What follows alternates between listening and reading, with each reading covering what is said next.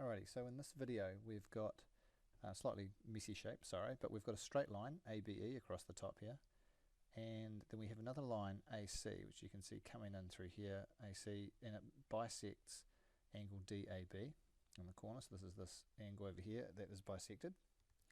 Then we also have another line CB, which comes in from down the bottom here all the way up to B, and that bisects angle EDB, so that angle there is bisected. Also, we're given the information that this is 40 degrees in here, so it's ACB, and that BAC, which is over here, is equal to X degrees. In fact, I might put that in red, just excuse me. Alright, so we know that this is X degrees. So what we're now trying to find is, and there are two questions here, we'll do the first one first, is we're trying to find angle EBC, which is this angle over here, in terms of X. So let's have a look at what we know. Let's just start with different things. Now, when you look at these problems, often it's not going to be totally obvious, and in this case here you can see X and 40 degrees are actually in the same triangle. So if I actually just drew a line through like so, you can see we've got a bigger triangle, and in that bigger triangle we have two angles we kind of know. We know the X and we know the 40 degrees, which means we can work out this angle over here. So that is angle ABC, and that is going to be equal to, now we know they will add up to 180 degrees, so I have 180 minus the X that's already there minus the 40, so that is going to be 140 minus X. And the good thing is here we know that angle EBC, which is on the other side here, is going to be on a straight line. And so they, actually I should put the rule there, that's angles in a triangle, add to 180. Angle EBC there, that is on a straight line, so those two angles are supplementary.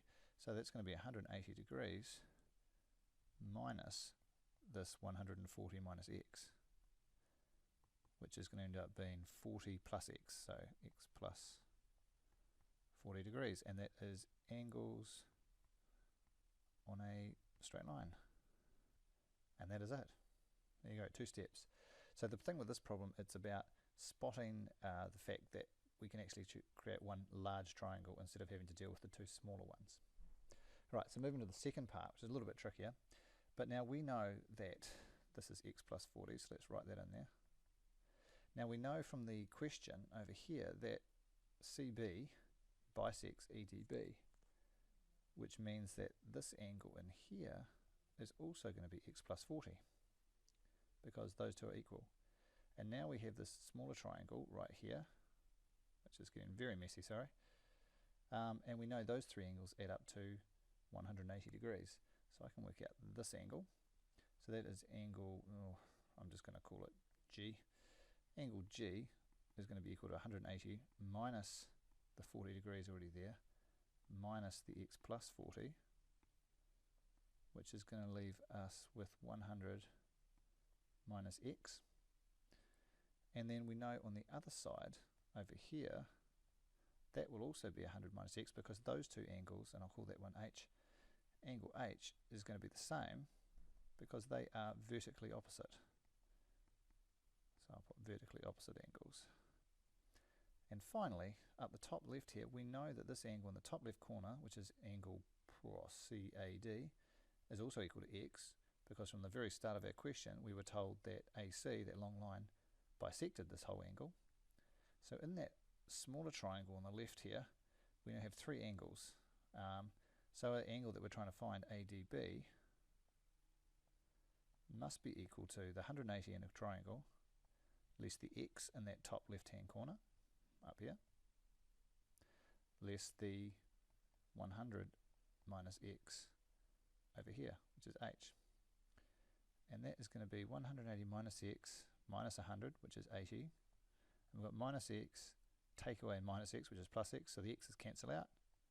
We get 80 degrees, and that's just because angles in a triangle. So it's quite a tricky problem, and it does require you to be confident in using variables like X and then talking about other angles in terms of that same variable. And you notice we didn't introduce any other variables other than the X.